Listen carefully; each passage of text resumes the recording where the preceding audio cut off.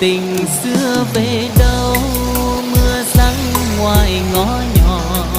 Người tình đi về đâu, ai còn ngơ ngác đứng trong ai. Ngày đầu mới gặp nhau, ngỡ đã yêu kiếp nào.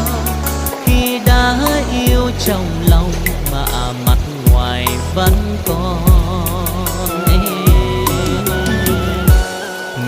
Ngày nào khi còn yêu đưa nhau về ngõ nhỏ. Ngoài trời mưa lạnh cong sao lòng nghe tim ấm đôi tim. Người vội trao nụ hôn môi giao xin phút ban đầu. Bao ước mơ hôm nào nay chỉ còn là thương.